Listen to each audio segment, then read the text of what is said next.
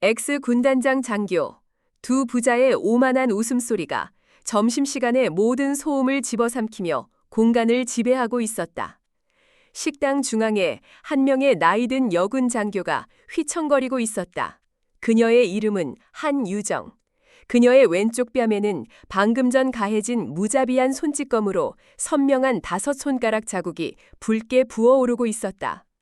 짝 하는 날카로운 파열음이 채 사라지기도 전에 그녀의 머리로 또 다른 모욕의 비가 쏟아져 내렸다. 하하, 꼴 좋네. 방금 그녀의 뺨을 때린 신임 군단장 최진석 소장의 아들 최민준 중위가 비웃으며 그녀의 머리 위로 자신의 식판을 통째로 쏟아부은 것이다. 김치가 섞인 밥알과 기름기 뜬 국물이 그녀의 머리와 그녀가 목숨처럼 여기는 신성한 전투복 위로 역겹게 흘러내렸다. 최진석 소장은 아들의 그 광기 어린 행동을 말리기는커녕 만족스러운 미소로 지켜볼 뿐이었다.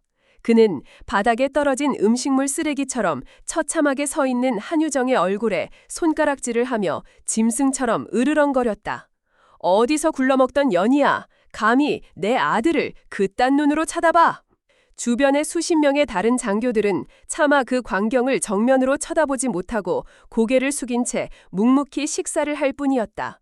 그들의 침묵은 암묵적인 동조이자 비겁한 방관이었다. 이 거대한 강철의 성 안에서 그녀의 편은 단 한 명도 없었다. 하지만 그들은 몰랐다. 지금 자신들의 눈앞에 서 있는 뺨을 맞고 음식물 쓰레기를 뒤집어 쓴 채 침묵하고 있는 저 여자가 결코 연약한 사냥감이 아니라는 사실을, 그녀의 눈빛은 더 이상 피해자의 그것이 아니었다는 사실을, 그것은 왕국의 최정점에 선 통수권자의 눈빛이었다.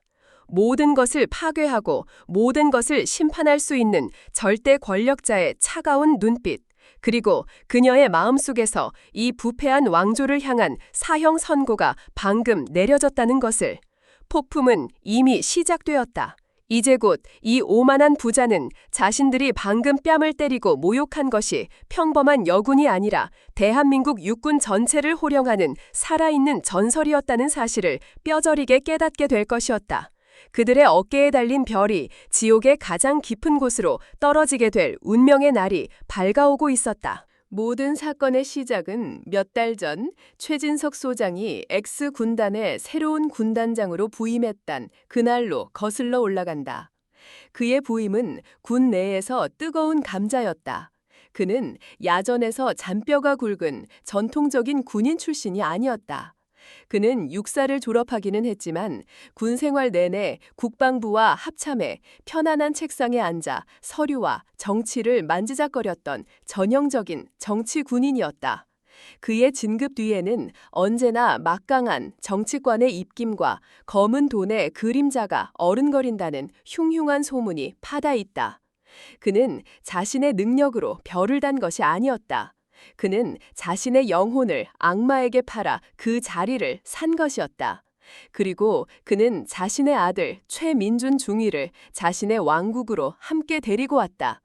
최민준은 아버지의 후광을 등에 업고 아무런 검증 절차도 없이 군단의 핵심 보직인 작전 참모실에 장교로 낙하산처럼 떨어졌다. 그는 능력이라고는 눈꽃만큼도 없는 오만하고 무례한 망나니에 불과했다. 최씨 왕조의 시대가 그렇게 막을 열고 있었다. 그들의 통치 방식은 군대가 아닌 조폭 집단의 그것과 같았다. 부임 첫날 최진석은 군단 내의 모든 영관급 이상 장교들을 소집했다. 그리고 그 자리에서 충격적인 선언을 했다. 나는 복잡한 거 딱 질색인 사람이야. 내 방식은 아주 간단해. 그는 시가의 입에 문 채 거만하게 말했다. 나를 따르거나 아니면 떠나거나. 나를 따르는 자에게는 부와 명예를 보장하지. 하지만 내 방식에 토를 다는 놈은 내 손으로 직접 그 군복을 벗겨버릴 것이다. 그의 그 노골적인 협박에 장교들은 침묵을 지켰다. 며칠 뒤 그의 진짜 방식이 드러나기 시작했다. 군단 내의 모든 보직 이동과 진급 그리고 휴가까지 그 모든 것이 보이지 않는 가격표에 따라 결정되었다. 매달 일정 금액의 충성금을 상납하는 자에게는 달콤한 보상이 주어졌다. 하지만 그 룰을 따르지 않는 양심 있는 군인들에게는 가혹한 보복이 기다리고 있었다. 그들은 가장 힘들고 가장 위험한 격오지로 자천되었고 사소한 꼬투리를 잡혀 징계를 받아야만 했다. 군단은 순식간에 부패와 공포가 지배하는 거대한 사설 왕국으로 변해버렸다. 그리고 그 왕국의 가장 큰 피해자는 가장 낮은 곳에 있는 힘없는 병사들이었다. 최씨 부자는 군수업체들과 결탁하여 군 예산을 조직적으로 횡령하기 시작했다. 병사들에게 지급되어야 할 신형 전투화와 방한복은 낡고 해진 중고품으로 대체되었다. 식당의 식단은 형편없어졌고 병사들은 언제나 굶주림과 추위에 시달려야만 했다. 불만을 제기하는 병사는 가혹한 폭력에 시달려야만 했다. 최민준 중위와 그의 하수인들은 군기 교육이라는 허울 좋은 명분 아래 자신들의 말을 듣지 않는 병사들을 창고로 끌고 가 무자비하게 폭행했다. 군단은 밖으로는 강철의 성처럼 보였지만 그 안은 부패와 폭력 그리고 절망으로 완전히 썩어 문드러지고 있었다. 바로 그때였다. 그 견고하고 추악했던 왕국에 아무도 예상치 못했던 한 명의 이방인이 찾아왔다. 그녀의 이름은 한유정, 계급은 대령이었다. 그녀는 국방부의 명령에 따라 군단 본부의 한직인 전사편찬실장으로 발령받아 이곳에 오게 되었다. 그녀는 50을 간 넘긴 나이였고 그녀의 얼굴에는 깊은 주름과 피로가 서려 있었다. 그녀는 언제나 낡고 빛바랜 전투복을 입고 다녔고 어깨에는 어떤 계급장도 붙어 있지 않았다. 그녀는 말이 없었고 언제나 홀로 다녔다. 모두가 그녀를 곧 전역할 힘없는 늙은 여군이라고 생각했다. 출시 부자 또한 그녀를 자신들의 왕국에 어떤 위협도 되지 않는 하찮은 존재로 여겼다. 그들은 그녀에게 충성금을 요구하지도 않았다. 그들은 그저 그녀를 투명인간처럼 취급했다. 하지만 그들은 몰랐다.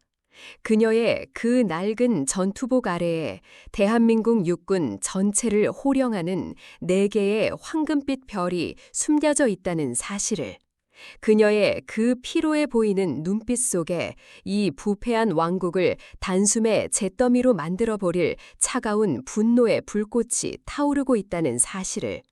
그녀는 한유정 대령이 아니었다. 그녀는 대한민국 육군참모총장 대장 한유정이었다. 그녀는 자신의 모든 것을 걸고 이 썩어빠진 왕국을 파괴하기 위해 가장 낮은 곳으로 직접 내려온 심판자였다. 그녀의 조용한 전쟁은 그렇게 시작되고 있었다.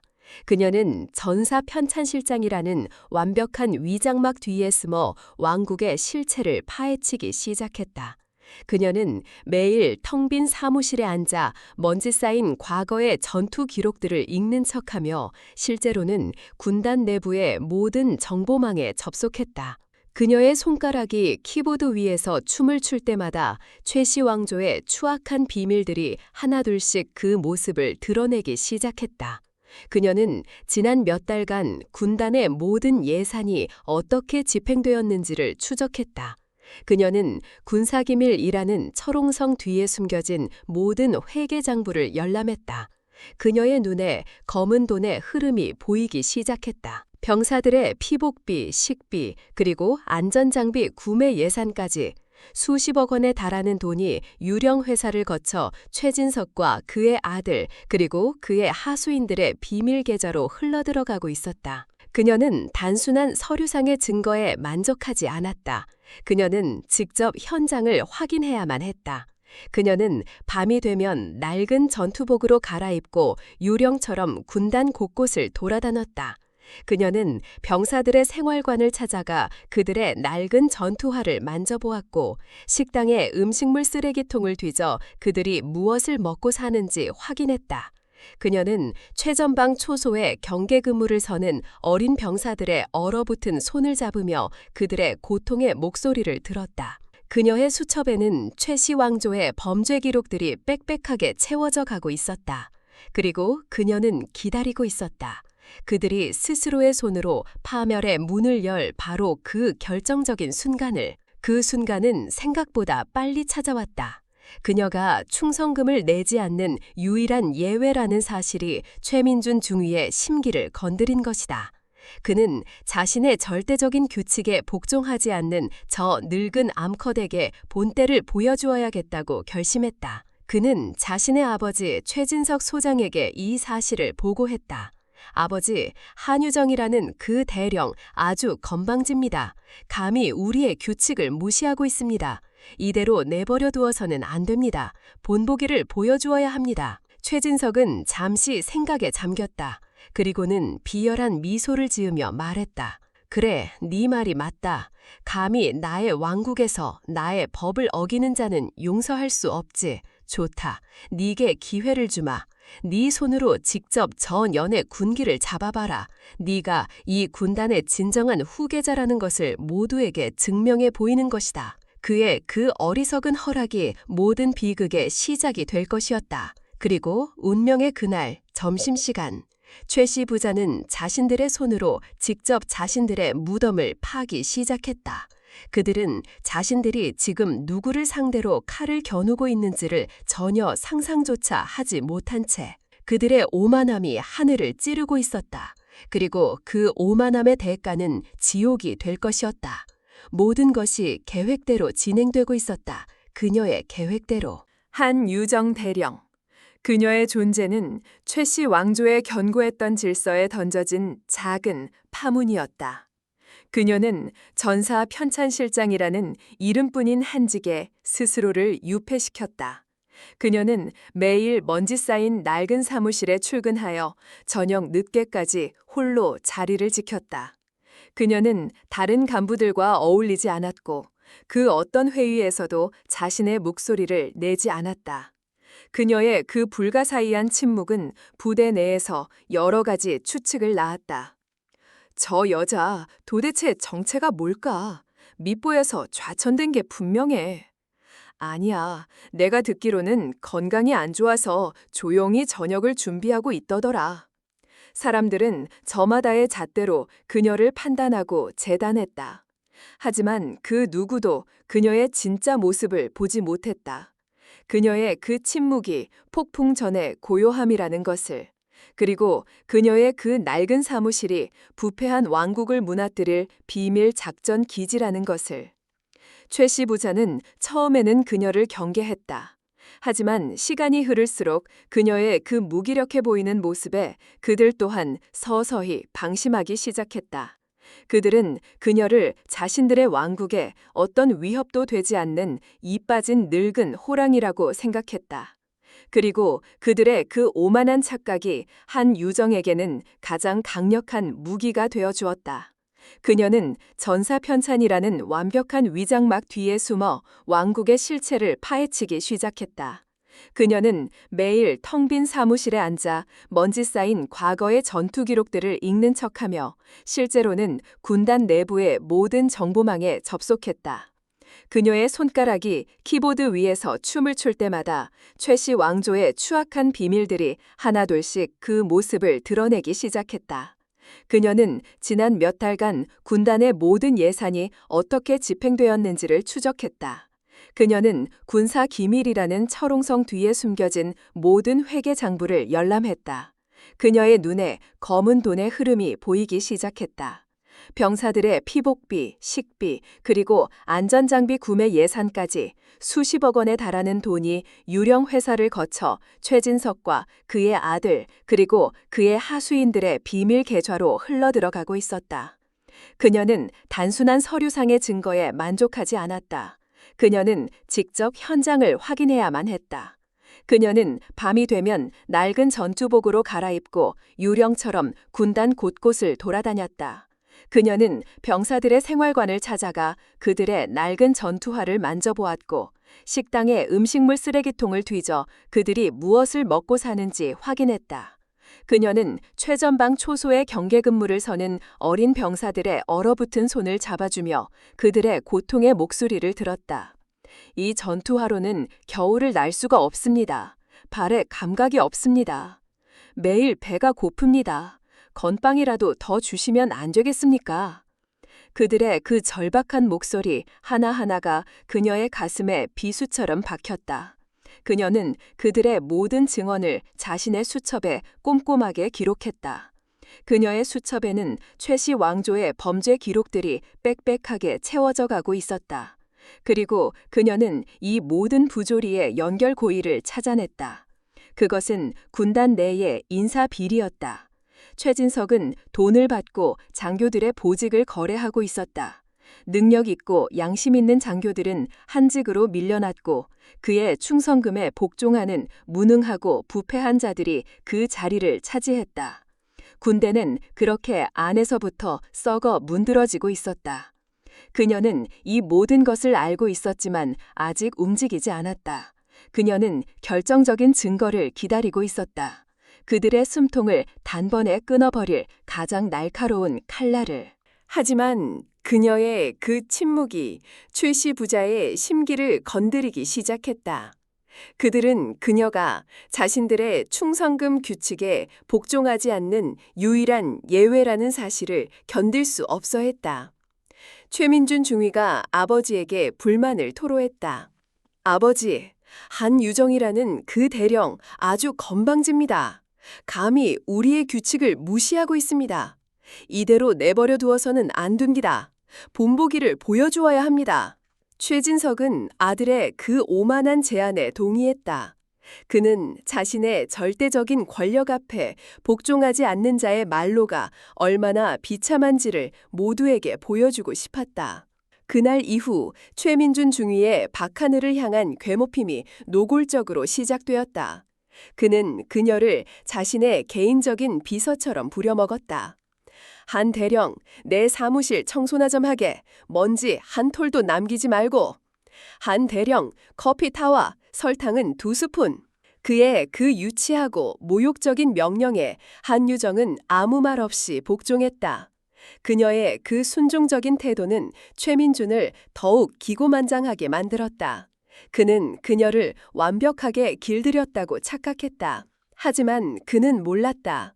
그녀의 그 침묵이 굴복이 아닌 더 큰 그림을 그리기 위한 인내라는 것을. 그녀는 그의 바로 곁에서 그의 모든 것을 지켜보고 있었다. 그의 통화 내용, 그의 일정, 그리고 그가 누구를 만나는지까지. 그녀는 최민준의 컴퓨터에서 그의 비밀 이메일을 해킹하는 데 성공했다. 그 안에는 그가 군수업체들과 주고받은 검은 거래의 증거들이 고스란히 담겨 있었다. 그녀는 모든 것을 준비했다. 이제 남은 것은 그들이 스스로 파멸의 문을 열 바로 그 결정적인 순간뿐이었다. 그리고 그 순간은 생각보다 빨리 찾아왔다. 최민준은 자신의 절대적인 규칙에 복종하지 않는 저 늙은 암컷에게 본때를 보여주어야겠다고 결심했다. 그는 자신의 아버지 최진석 소장에게 이 사실을 보고했다. 아버지, 한유정이라는 그 대령 아주 건방집니다. 감히 우리의 규칙을 무시하고 있습니다. 이대로 내버려 두어서는 안 됩니다. 본보기를 보여주어야 합니다. 최진석은 아들의 그 오만한 제안에 동의했다. 그는 자신의 절대적인 권력 앞에 복종하지 않는 자의 말로가 얼마나 비참한지를 모두에게 보여주고 싶었다. 그날 이후 최민준 중위의 한유정을 향한 괴롭힘이 노골적으로 시작되었다. 그는 그녀를 자신의 개인적인 비서처럼 부려먹었다. 한 대령, 내 사무실 청소나 좀 하게. 먼지 한 톨도 남기지 말고. 한 대령, 커피 타와 설탕은 2스푼. 그의 그 유치하고 모욕적인 명령에 한유정은 아무 말 없이 복종했다. 그녀의 그 순종적인 태도는 최민준을 더욱 기고만장하게 만들었다. 그는 그녀를 완벽하게 길들였다고 착각했다. 하지만 그는 몰랐다. 그녀의 그 침묵이 굴복이 아닌 더 큰 그림을 그리기 위한 인내라는 것을. 그녀는 그의 바로 곁에서 그의 모든 것을 지켜보고 있었다. 그의 통화 내용, 그의 일정, 그리고 그가 누구를 만나는지까지. 그녀는 최민준의 컴퓨터에서 그의 비밀 이메일을 해킹하는 데 성공했다. 그 안에는 그가 군수업체들과 주고받은 검은 거래의 증거들이 고스란히 담겨 있었다. 그녀는 모든 것을 준비했다. 이제 남은 것은 그들이 스스로 파멸의 문을 열 바로 그 결정적인 순간뿐이었다. 그리고 그 순간은 생각보다 빨리 찾아왔다. 운명의 그 말, 점심시간. 최 씨 부자는 자신들의 손으로 직접 자신들의 무덤을 파기 시작했다. 그들은 자신들이 지금 누구를 상대로 칼을 겨누고 있는지를 전혀 상상조차 하지 못한 채 그들의 오만함이 하늘을 찌르고 있었다. 그리고 그 오만함의 대가는 지옥이 될 것이었다. 모든 것이 계획대로 진행되고 있었다. 그녀의 계획대로. 운명의 그날, 점심시간. 군단 장교 식당은 평소와 다름없이 왁자지껄한 분위기였다. 하지만 그 소란 속에는 보이지 않는 팽팽한 긴장감이 감돌고 있었다. 최진석 소장과 그의 아들 최민준 중위, 그리고 그들의 하수인들은 식당의 가장 중앙 테이블에 마치 약속이나 한 듯 모여 앉아 있었다. 그들의 눈은 식당 입구를 향해 고정되어 있었다. 사냥감을 기다리는 굶주린 하이에나 떼처럼. 그들의 목표는 단 한 사람이었다. 바로 한유정 대령. 최진석은 더 이상 그 눈에 가시 같은 여자를 내버려 둘 수 없다고 판단했다. 그녀의 그 알 수 없는 침묵과 굴복하지 않는 눈빛이 그의 심기를 계속해서 건드렸다. 그는 그녀의 자존심을 모두가 보는 앞에서 완전히 짓밟아 다시는 기어오를 생각조차 하지 못하도록 만들어야겠다고 결심했다. 그는 이 공개적인 처형식을 통해 자신의 왕국에 새로운 질서를 세우려 하고 있었다. 감히 자신의 규칙에 도전하는 자의 말로가 얼마나 비참한지를. 마침내 한유정이 식당 안으로 들어섰다. 그녀는 평소와 다름없이 무표정한 얼굴로 식판을 들고 가장 구석진 자리로 향했다. 그녀는 자신을 향해 쏟아지는 수십 개의 날선 시선들을 애써 외면했다. 그녀가 자리에 앉아 막 숟가락을 들여던 바로 그 순간이었다. 최민준 중위가 자리에서 일어났다. 그는 자신의 식판을 들고 마치 아무 일 없다는 듯이 휘파람을 불며 그녀의 테이블로 다가갔다. 그의 얼굴에는 장난기 가득한 그러나 잔인한 미소가 걸려 있었다. 그는 한유정의 테이블 바로 옆을 지나가는 척하다가 갑자기 발을 헛디딘 것처럼 과장된 몸짓으로 비틀거렸다. 그리고는 손에 들고 있던 자신의 식판을 그대로 그녀의 식판 위로 쏟아버렸다. 철퍽! 역겨운 소리와 함께 그가 먹다 남긴 기름기 뜬 음식물 쓰레기들이 그녀의 깨끗했던 식판을 완전히 뒤덮었다. 어이쿠, 죄송합니다, 대령님. 제가 발이 미끄러워서 그만 실수를 했군요. 그는 전혀 미안하지 않은 표정으로 낄낄거리며 말했다. 식당 안의 모든 시선이 그들에게로 쏠렸다. 모두가 이것이 단순한 실수가 아닌 의도된 도발이라는 것을 알고 있었다. 한유정은 아무 말 없이 자신의 더러워진 식판을 내려다보았다. 그녀의 얼굴에는 어떤 표정 변화도 없었다. 그녀의 그 침묵이 최민준을 더욱 오만하게 만들었다. 에이, 뭘 그런 걸 가지고 째려보십니까? 어차피 대령님처럼 고집 센 분한테는 이런 짬밥이 딱 어울리는 것 같은데 안 그렇습니까? 그는 고집 센 분이라는 단어에 힘을 주어 말했다. 그것은 그녀가 충성금을 내지 않는 유일한 예외라는 사실을 모두에게 상기시키는 교묘한 조롱이었다. 그의 그 비열한 도발에 한유정은 천천히 자리에서 일어났다. 그녀는 자신의 더러워진 식판을 들지도 않은 채 차가운 눈으로 최민준을 응시하며 말했다. 사과, 똑바로 하시죠, 중위. 그녀의 목소리는 작았지만 그 안에는 결코 물러서지 않겠다는 단단한 의지가 담겨 있었다. 그녀의 그 당당한 태도에 최민준의 얼굴이 굳어졌다. 감히 왕따 주제에 자신의 실수에 토를 단 것이다. 사과, 내가 실수로 좀 그런 걸 가지고 지금 나한테 대드는 건가, 한대령? 그의 목소리가 커지기 시작했다. 주변에 있던 그의 아버지 최진석 소장과 그의 하수인들이 기다렸다는 듯이 자리에서 일어나 그들의 테이블을 포위석에 둘러섰다. 아니, 민준아, 뭘 그런 걸 가지고 화를 내고 그러니? 우리 한 대령님이 아직 군 생활을 잘 몰라서 좀 예민하게 구는 거 아니겠니? 최진석 소장이 점잖은 목소리로 그들을 말리는 정 나섰다. 하지만 그의 말은 불에 기름을 붓는 격이었다. 그의 말 속에는 여자는 감정적이고 예민하다는 교묘한 비난이 숨어 있었다. 군단장님 말씀이 맞습니다. 여자가 그것도 나이 들어서 군대에 오니 별것도 아닌 일에 상처도 잘 받는 모양입니다. 다른 하순들이 징그러운 미소를 지으며 거들었다. 그들의 대화는 한유정은 철저하게 감정적이고 비이성적인 늙은 여자로 몰아가고 있었다. 그들은 그녀를 고립시키고 그녀의 저항을 히스테리로 둔갑시키려 했다. 한유정은 입술을 굳게 깨물었다. 그녀는 자신이 거대한 덫에 완벽하게 걸려들었다는 것을 깨달았다. 하지만 그녀는 물러서지 않았다. 그녀가 여기서 물러서는 순간 그녀는 영원히 그들의 조롱거리로 전락하게 될 것이었다. 저는 사과를 요구했을 뿐입니다. 그것이 그렇게 예민하고 비이성적인 요구입니까? 그녀의 그 꺾이지 않는 기세에 마침내 최진석 소장의 마지막 남은 이성이 끊어지고 말았다.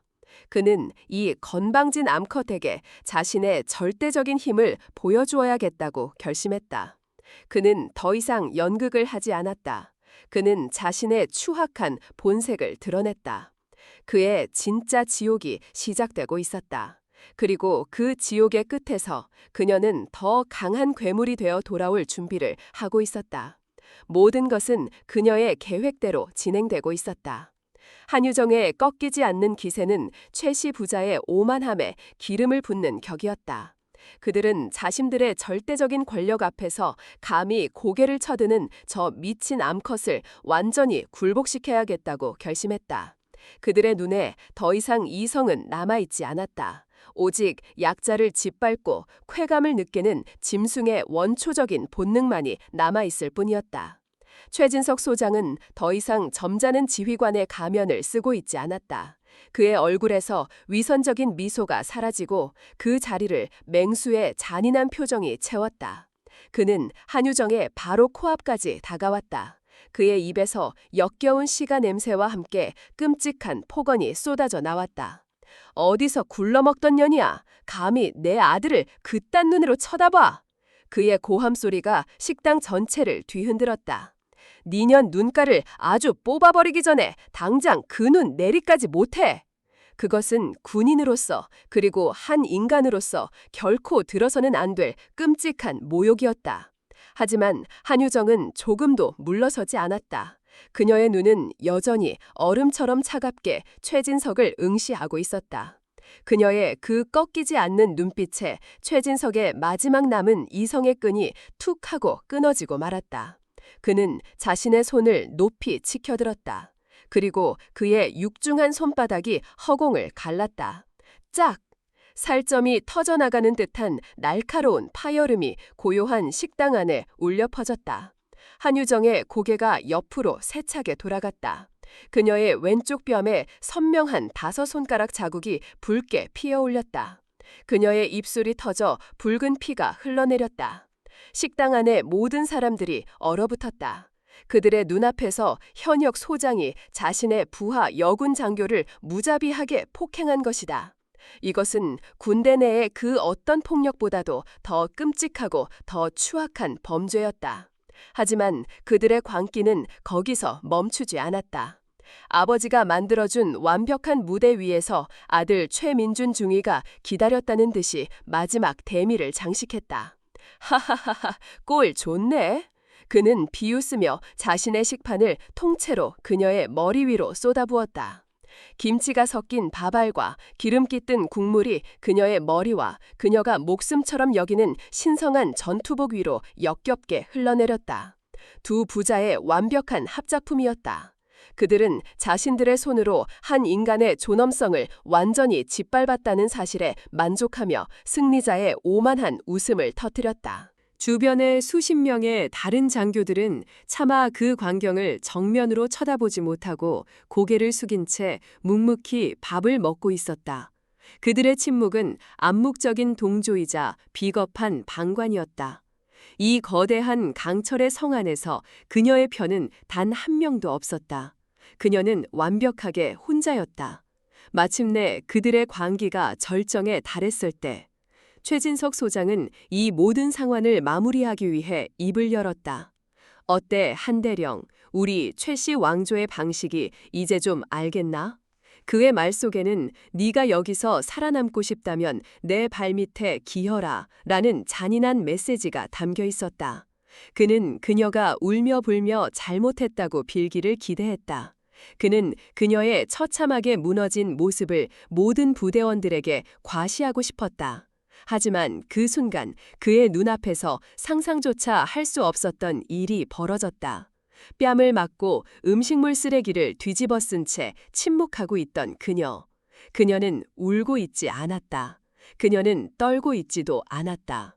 그녀는 천천히, 아주 천천히 고개를 들었다. 김치 국물이 흘러내리는 그녀의 얼굴 위로 그녀의 눈이 드러났다. 그 눈에는 수치심이나 분노 혹은 절망이 담겨 있지 않았다. 그 눈은 모든 감정이 소멸된 차갑고 공허한 빙하와도 같았다. 그리고 그녀의 입술이 아주 미세하게 열렸다. 그 입술은 미소를 짓고 있었다. 지옥의 가장 깊은 곳에서 피어난 서늘하고도 아름다운 죽음의 미소.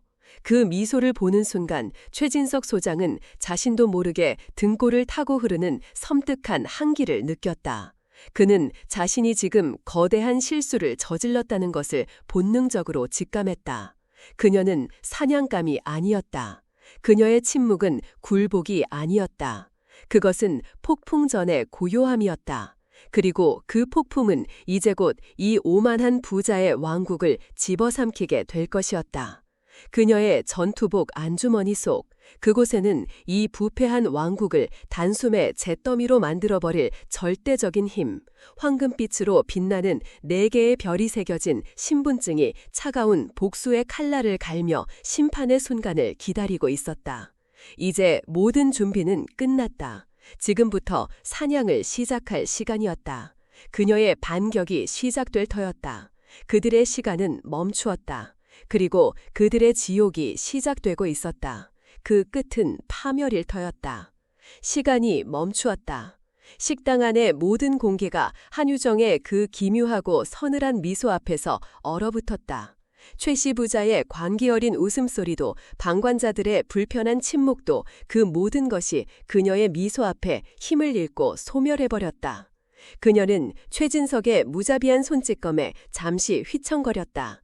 하지만 그녀는 쓰러지지 않았다. 그녀는 마치 땅속 깊이 뿌리를 내린 거대한 나무처럼 그 자리에 굳건히 버티고 섰다. 그녀는 천천히, 아주 천천히 움직이기 시작했다. 그녀는 자신의 머리카락에 달라붙은 바풀을 무심하게 떼어냈다. 그리고는 전투복 어깨에 묻은 김치 국물을 손등으로 닦아냈다. 그녀의 모든 동작은 느리고 절제되어 있었지만 그 안에는 거대한 폭풍이 응축되어 있었다. 그녀의 그 침착함이 오히려 최씨 부자와 그 하수인들을 불안하게 만들었다. 마침내 그녀는 고개를 들어 자신을 둘러싼 부패한 권력의 중심 최진석 소장을 정면으로 응시했다. 그녀의 뺨에는 그의 손자국이 선명하게 남아있었다. 하지만 그녀의 눈에는 어떤 고통이나 굴욕감도 담겨있지 않았다. 그녀의 눈빛은 더 이상 피해자의 그것이 아니었다.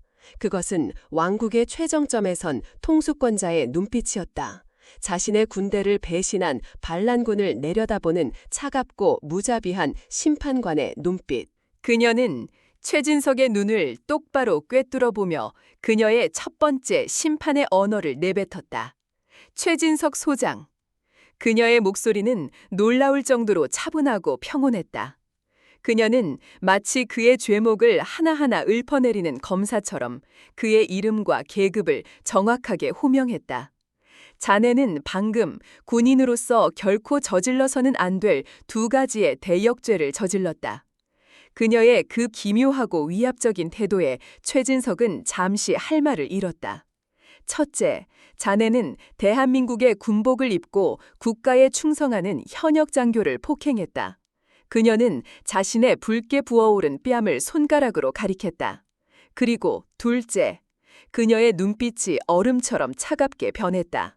자네는 지휘관으로서 부하의 끔찍한 범죄 행위를 말리기는커녕 오히려 그것을 방관하고 동조했다. 아니, 주도했다. 그녀의 그 선언에 최진석의 얼굴이 분노로 일그러졌다. 이 미친년이 정말 끝까지 내까지 대령 나부랭이가 감히 누구 앞에서 죄를 논하는 건가? 그는 그녀가 그저 자신보다 한 계급 낮은 대령일 뿐이라고 생각했다.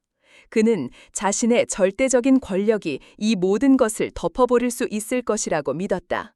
그의 그 어리석은 착각에 그의 아들 최민준 중위 또한 용기를 얻었다. 아버지, 전현이 지금 제정신이 아닙니다. 당장 헌병을 불러 전현을 끌어내야 합니다. 그들의 그 뻔뻔한 태도에 한유정의 입가에 차가운 경멸의 미소가 떠올랐다. 최진석은 그녀를 손가락으로 가리키며 마지막 협박을 날렸다. 니년, 지금이라도 당장 무릎 꿇고 잘못했다고 빌어라. 그렇지 않으면 네 그 더러운 군복을 내 손으로 직접 찢어버릴 테니 네 상관 똑바로 불러와 내가 직접 네 놈의 군생활을 끝장내주지. 그의 그 오만한 외침에 식당 안의 모든 방관자들이 숨을 죽였다. 그들은 이제 저 불쌍한 여군 대령의 운명이 끝났다고 생각했다. 하지만 한유정의 반응은 그들의 예상을 완전히 벗어났다. 그녀는 두려워하기는커녕 오히려 그를 동정하는 듯한 눈빛으로 쳐다보았다. 그리고는 나지막이 그리고 너무나도 또렷하게 말했다. 그 목소리는 마치 신의 계시처럼 식당 전체를 울렸다. 내 상관이라. 그녀가 잠시 말을 끊었다. 글쎄, 이 대한민국 땅에 나보다 높은 군인이 대통령 각하 말고 또 있었던가. 그녀의 그 한마디. 그것은 이 길고 지독했던 모든 악몽을 끝장내는 심판의 서곡이었다. 그것은 거역할 수 없는 절대 권력의 선언이었다. 그리고 그것은 최씨 왕조의 멸망을 예고하는 장송곡이었다. 그녀의 그 말의 진짜 의미를 깨닫는 순간 최진석 소장의 얼굴에서 모든 핏기가 사라져버렸다. 그의 시간은 멈추었다. 그리고 그의 지옥이 시작되고 있었다. 내 상관이라? 글쎄, 이 대한민국 땅에 나보다 높은 군인이 대통령 각하 말고 또 있었던가? 한유정의 그 나지막한 한마디는 시끄러웠던 식당 안의 모든 소음을 단숨에 집어삼키는 거대한 블랙홀과도 같았다.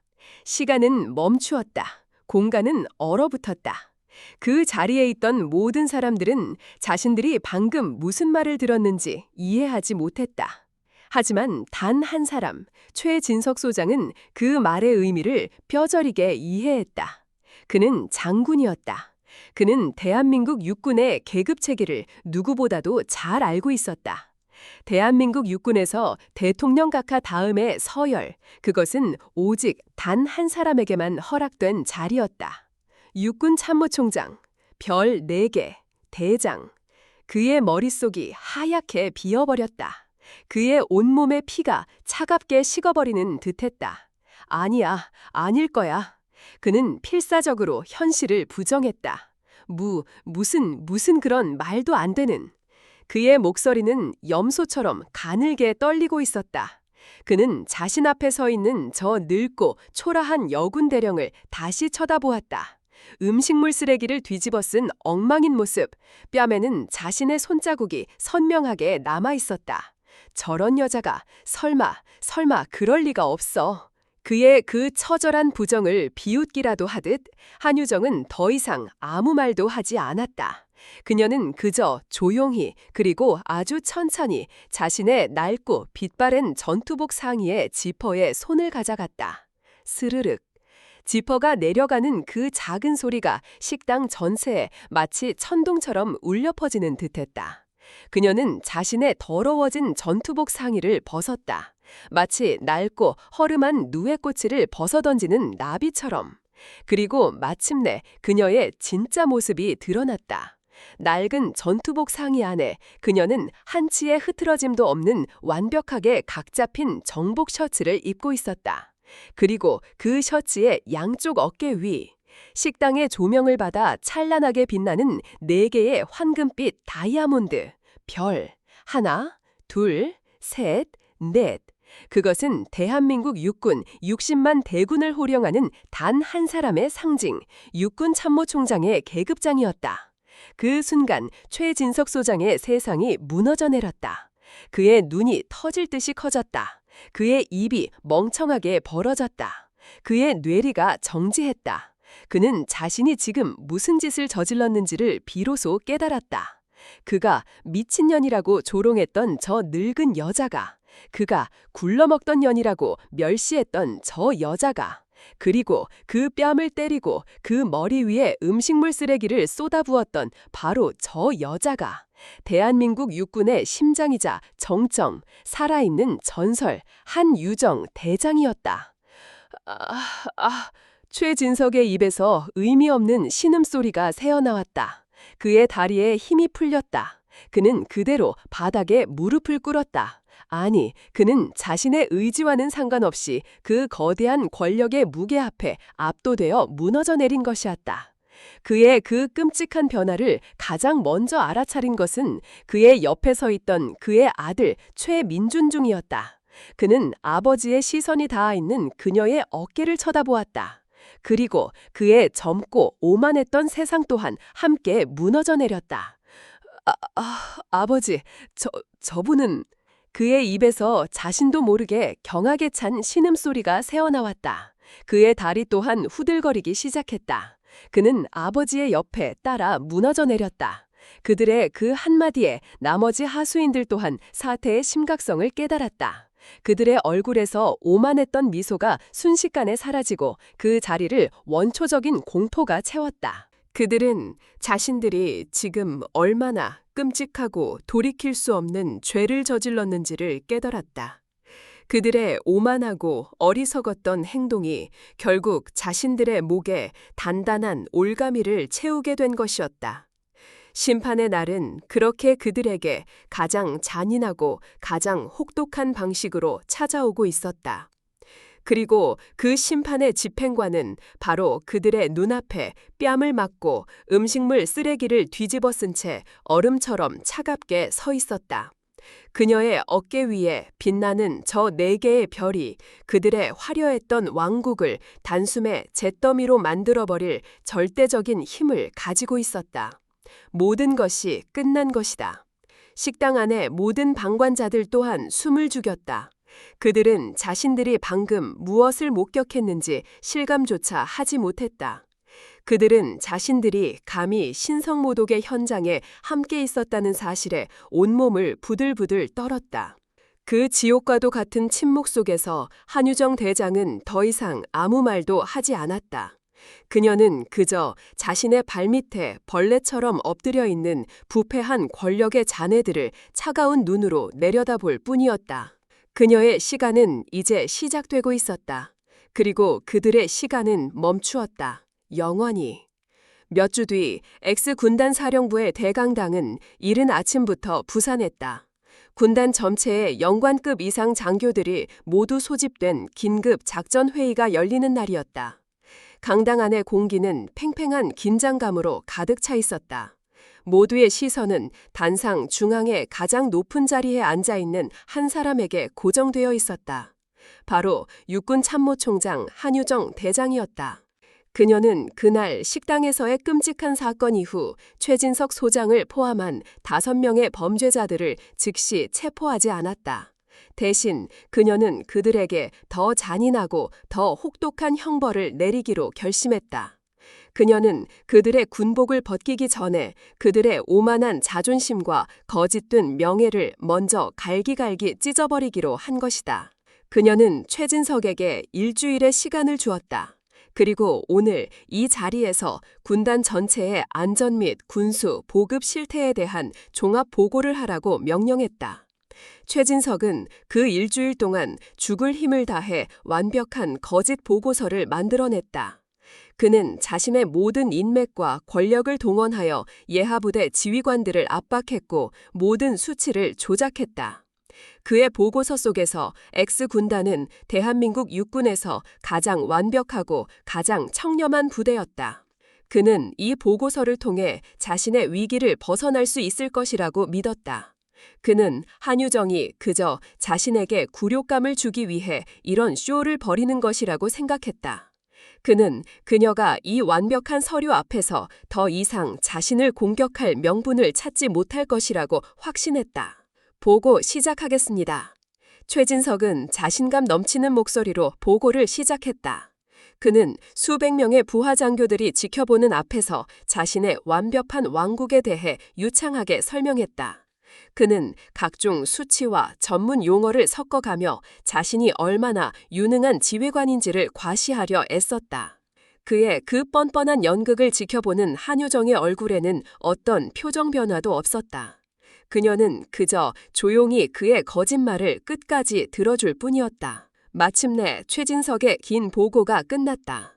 이상으로 보고를 마칩니다. X군단은 참모총장님의 지휘 아래 싸우면 반드시 이기는 강군이 될 것을 약속드립니다. 그가 경례를 붙이자 참모들 사이에서 의례적인 박수가 터져나왔다. 최진석은 안도의 한숨을 내쉬며 한유성을 쳐다보았다. 이제 끝났다고 생각하는 순간이었다.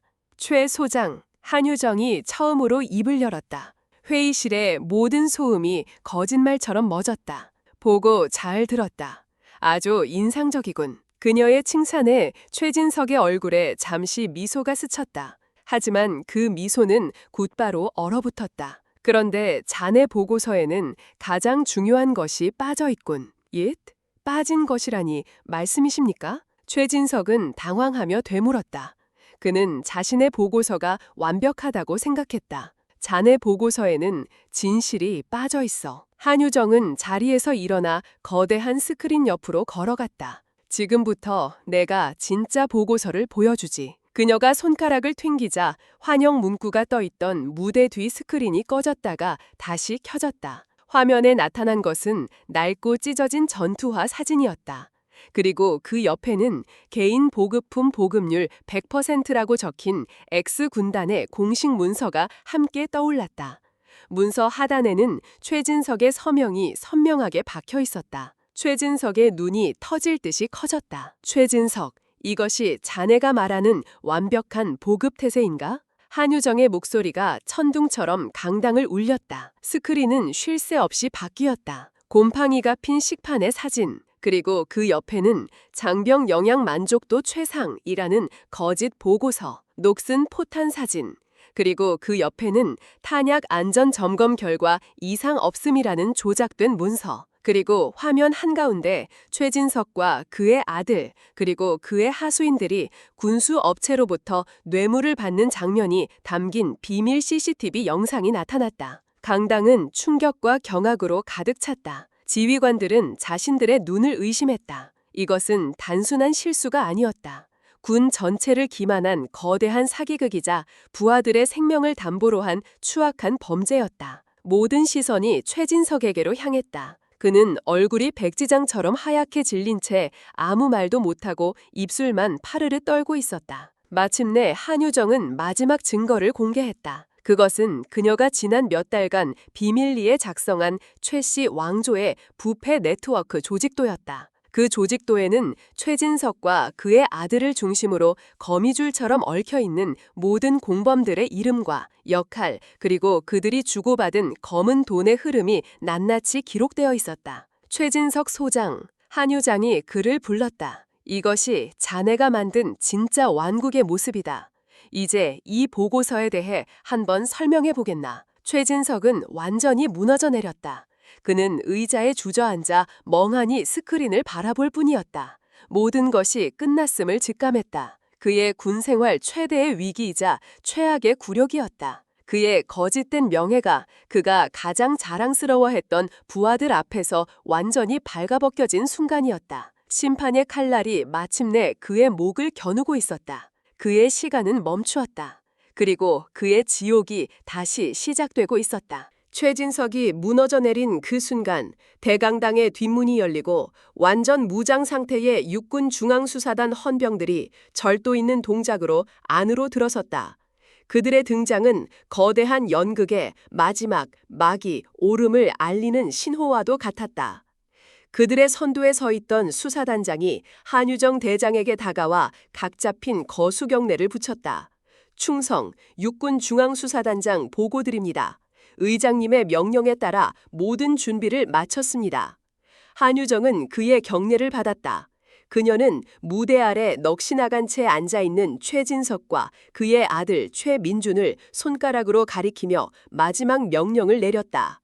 저 두 놈과 저 조직도에 이름이 적힌 모든 놈들을 지금 즉시 체포하도록. 그녀의 명령이 떨어지자마자 헌병들이 일사불란하게 움직이기 시작했다.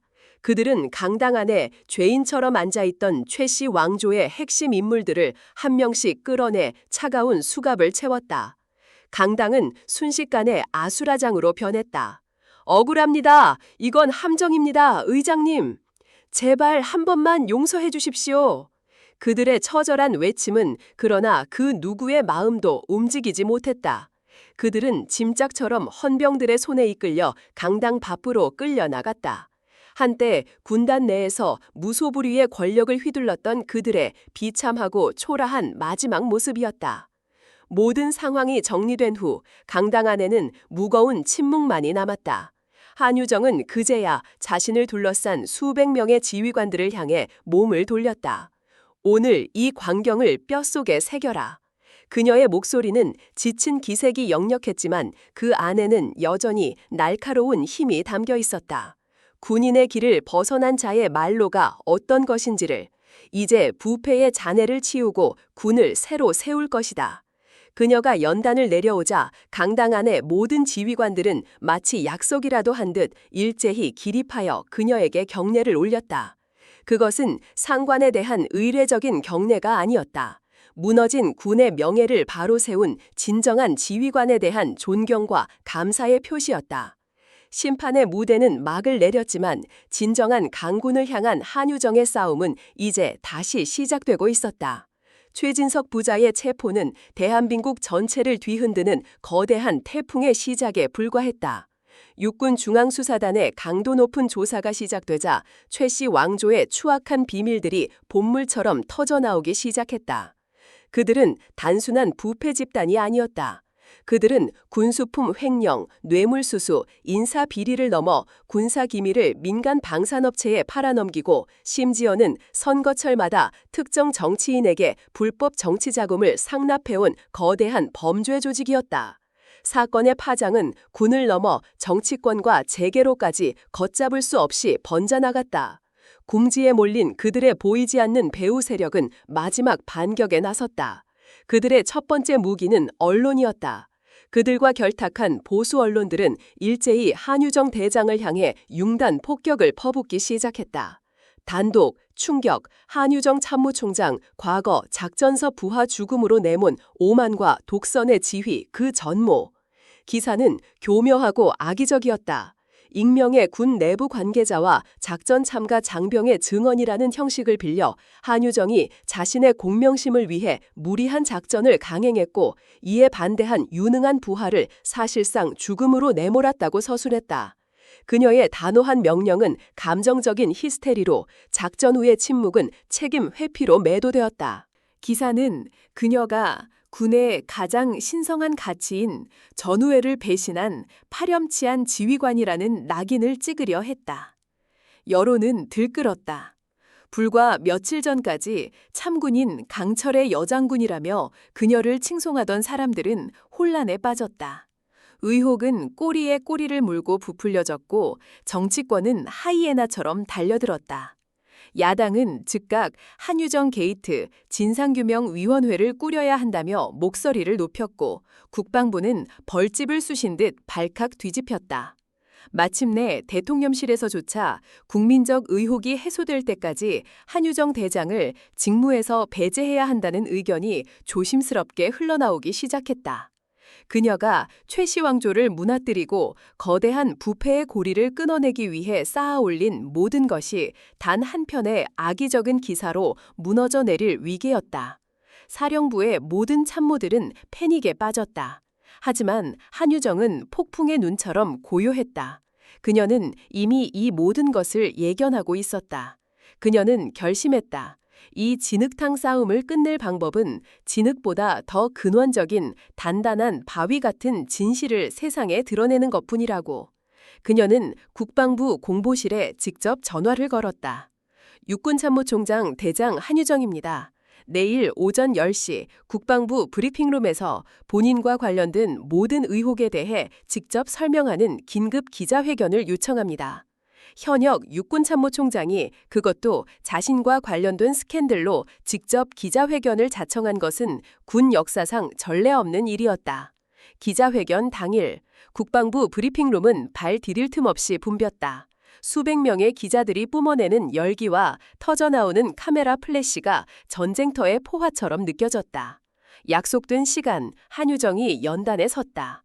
그녀는 흐트러짐 없는 정복 차림이었고 4개의 별은 그 어느 때보다 무겁게 빛나고 있었다.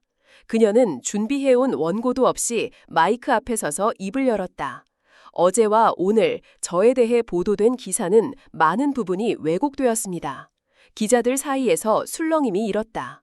하지만 그 기사가 담고 있는 가장 핵심적인 내용, 즉 제 지휘 아래 작전 중 한 명의 유능한 부하가 목숨을 잃었다는 것은 명백한 사실입니다. 저는 단 한순간도 그 책임을 잊어본 적이 없습니다. 그녀는 연단 옆에 부관에게 눈짓했다. 부관은 브리핑룸 스크린에 대외비 인장이 찍힌 문서를 띄웠다. 저는 오늘 군사기밀보호법 위반의 책임을 감수하고 이 시간부로 이 작전 보고서의 기밀을 제 직권으로 해제합니다. 그녀의 선언에 브리핑룸은 물을 띄얹은 듯 조용해졌다. 그녀는 그날의 모든 진실을 재구성하기 시작했다. 그리고 그녀는 모두를 경악하게 할 마지막 카드를 꺼내들었다. 그리고 여기 그날의 마지막 순간이 담긴 기록이 있습니다. 브리핑룸에 지지직거리는 잡음 섞인 음성 파일이 재생되었다. 그 안에는 한유정의 절박한 퇴각 명령과 그것을 어기고 부하들을 구하기 위해 자신을 희생했던 한 영웅의 마지막 목소리가 담겨 있었다. 진실의 무게는 너무나도 무겁고 처절했다. 저는 이 보고서를 기밀로 묻고 모든 책임을 제가 안고 가기로 결심했습니다. 한 영웅의 명예를 지켜주고 싶었기 때문입니다. 그의 어린 아들에게 아버지가 자랑스러운 영웅으로 기억되게 해주고 싶었기 때문입니다. 그녀는 카메라 렌즈를 똑바로 응시했다. 그런데 한 전우의 이 숭고한 희생을 자신의 더러운 정치적 이득을 위해 이용하고 죽은 자의 명예까지 더럽히려는 자들이 있습니다. 그들이 바로 국가 안보를 위협하는 진짜 적입니다. 그녀는 이 정보를 언론에 흘린 출처가 바로 최진석의 배후에 있던 정치인과 방산업체라는 사실을 폭로했다. 그것은 완벽한 카운터컨치이자 부패한 권력을 향한 최후 통첩이었다. 기자회견은 대한민국을 뒤흔들었다. 그리고 그 기자회견이 생중계되고 있던 바로 그 순간 최씨 보좌가 수감되어 있던 구치소의 문이 열리고 군 검찰 수사관들이 들이닥쳤다. 최진석, 최민준, 추가 혐의 발견으로 당신들을 군사기밀 유출 및 이적행위 공모 혐의로 긴급 체포한다. 한유정의 기자회견은 그들을 체포하기 위한 거대한 연막작전이었던 것이다. 모든 것이 끝났다. 거대한 부패의 사슬은 마침내 끊어졌다. 그리고 그 중심에는 자신의 모든 것을 걸고 싸웠던 한 명의 위대한 군인이 서 있었다. 그녀의 진짜 싸움은 이제 시작되고 있었다. 한유정 대장의 그 용기 있는 기자회견은 대한민국 사회 전체를 뒤흔드는 거대한 태풍이 되었다. 그녀가 쏘아올린 진실의 신호탄은 군대라는 견고한 성벽을 넘어 정치권과 국민 전체의 마음을 움직였다. 대통령의 특별 지시 아래 국방부와 검찰은 전례 없는 대대적인 개혁의 칼날을 빼어들었다. 몇 달 뒤 군사법원은 최씨 왕조 게이트의 주범들에게 한치의 자비도 없는 냉엄한 심판을 내렸다. 사건의 주범인 최진석 전 소장은 군수품 횡령, 직권남용, 뇌물수수, 군사기밀 유출, 이적행위 등 그에게 적용된 모든 혐의가 유죄로 인정되어 사형을 선고받았다. 그의 모든 명예와 연금은 박탈되었고 그의 이름은 대한민국 육군의 역사에서 가장 수치스러운 이름 중 하나로 기록되었다. 그의 아들 최민준 전 중위 역시 아버지의 범죄에 적극적으로 가담한 혐의로 무기징역을 선고받았다.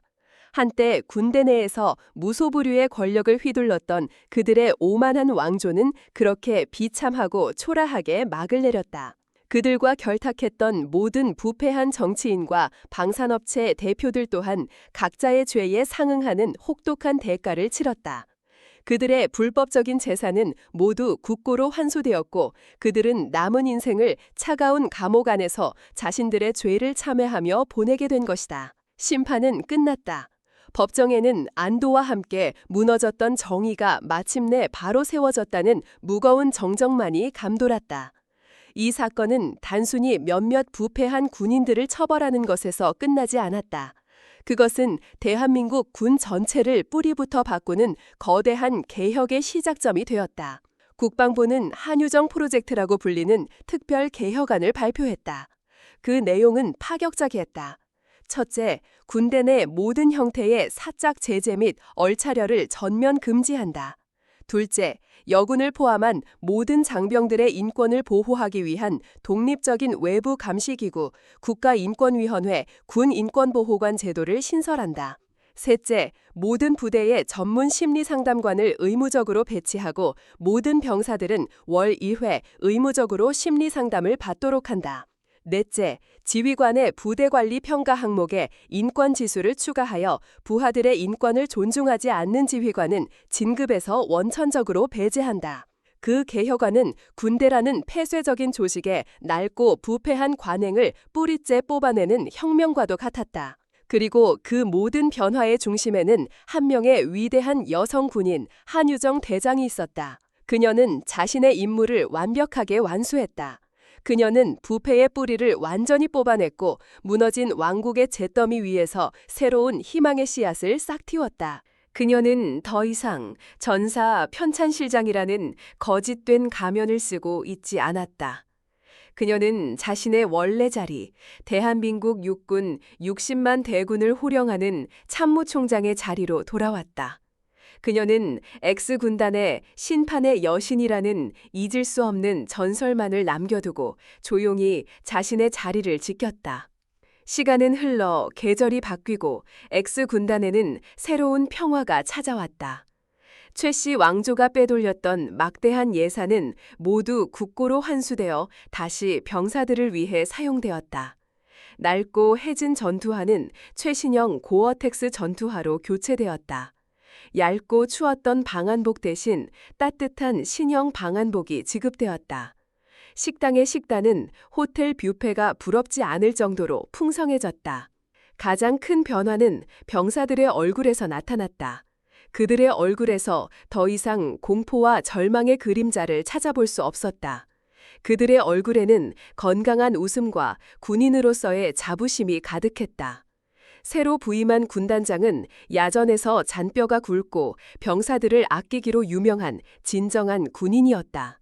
그는 한유정 대장의 개혁 의지를 이어받아 X군단을 대한민국 육군에서 가장 강하고 가장 정의로운 부대로 만들어 나가고 있었다.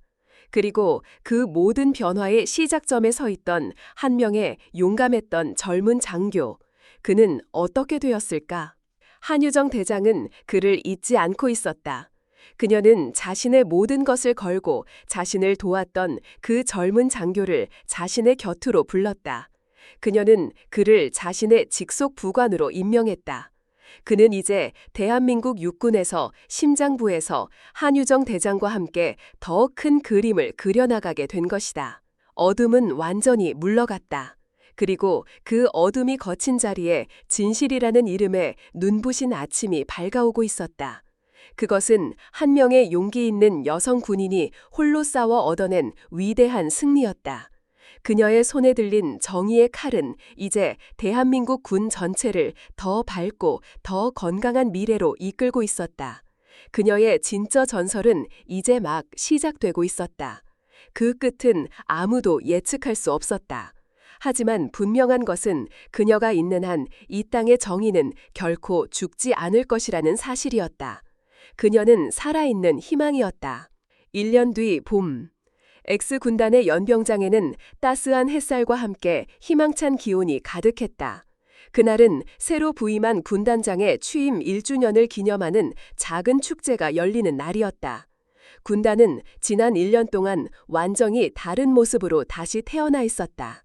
더 이상 그 어디에서도 과거의 어둡고 부패했던 그림자를 찾아볼 수 없었다. 그 축제의 가장 높은 귀빈석에 한유정 대장이 온화한 미소와 함께 앉아 있었다. 그녀는 일부러 시간을 내어 자신이 모든 것을 걸고 지켜냈던 군단의 새로운 시작을 축하해주기 위해 이곳을 다시 찾은 것이었다. 행사가 끝나고 그녀는 홀로 군단이 한눈에 내려다 보이는 작은 언덕 위로 올라갔다. 그녀의 눈앞에 펼쳐진 풍경은 감격 그 자체였다. 연병장에서는 젊은 병사들이 활기찬 함성을 지르며 훈련을 받고 있었다. 생활관에서는 웃음소리가 끊이지 않았고 식당에서는 맛있는 음식 냄새가 피어오르고 있었다. 그녀가 꿈꾸었던 군대의 모습, 그녀가 만들고 싶었던 진짜 강군의 모습이 바로 저곳에 있었다. 바로 그때였다. 그녀의 등 뒤에서 낯익은 목소리가 들려왔다. 총장님. 그녀가 돌아본 곳에는 이제는 어엿한 소령 계급장을 어깨에 단 젊은 장교가 서 있었다. 그는 최씨 왕조의 몰락에 결정적인 역할을 했던 바로 그 용기 있는 젊은 장교였다. 자네가 여기까지는 어쩐 일인가? 한유정이 따뜻한 미소와 함께 물었다. 총장님께서 오셨다는 소식을 들었습니다. 잠시라도 인사를 드리고 싶었습니다.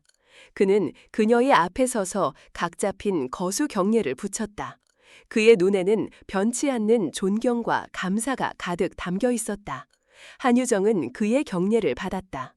그녀는 훈장을 수여하는 대신 그의 손을 따뜻하게 마주잡았다. 자네가 정말 잘해주었네. 자네 같은 젊은 군인이 있는 한 우리 군의 미래는 밝을 걸세. 그녀의 그 한마디에 젊은 장교의 눈시울이 뜨거워졌다. 두 사람은 한참 동안 아무 말 없이 함께 연병장을 내려다보았다. 그들의 눈앞에 펼쳐진 평화로운 풍경은 그들이 함께 만들어낸 위대한 결과물이었다. 젊은 장교가 떠나간 후 한유정은 다시 홀로 언덕 위에 섰다. 그녀는 저 멀리 평화롭게 펼쳐진 조국의 산하를 바라보았다. 그녀의 입가에 그 어떤 순간보다도 평온하고 행복한 미소가 떠올랐다. 그녀의 길고 길었던 싸움은 이제 정말로 끝이 난 것 같았다. 하지만 그녀는 알고 있었다. 이 땅에 불의가 존재하는 한 그녀의 싸움은 결코 끝나지 않을 것이라는 것을. 그리고 그녀는 기꺼이 그 운명을 받아들일 준비가 되어 있었다. 그녀는 이 땅의 모든 군인들의 어머니이자 영원한 수호자였으니까. 그녀의 등 뒤로 따스한 봄 햇살이 후광처럼 쏟아져 내리고 있었다.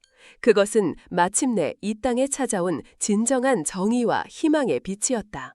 그녀의 진짜 전설은 이제 막 시작되고 있었다. 오늘 저희가 준비한 이야기는 여기까지입니다. 한 명의 용기 있는 군인이 자신의 지혜와 권력을 어떻게 사용하여 거대한 부패의 왕조를 무너뜨렸는지 여러분은 어떻게 보셨습니까? 권력이 부패했을 때 과연 한 개인은 변화를 만들어낼 수 있을까요? 그리고 만약 여러분이 그와 같은 상황에 처하게 된다면 여러분은 침묵을 선택하시겠습니까? 아니면 목소리를 내시겠습니까? 여러분의 소중한 생각들을 아래 댓글로 함께 나누어 주시면 정말 감사하겠습니다. 여러분의 따뜻한 공감과 이야기는 저희가 더 깊이 있는 이야기를 만드는데 큰 동력이 됩니다. 오늘 이야기가 여러분의 마음에 작은 울림을 주었다면 구독과 좋아요 그리고 알림 설정도 잊지 말아 주십시오. 여러분의 응원 하나하나가 저희 채널을 이어가는 가장 큰 힘이 됩니다. 진심으로 감사드리며 다음 시간에 더 좋은 이야기로 다시 찾아뵙겠습니다. 편안한 하루 보내십시오.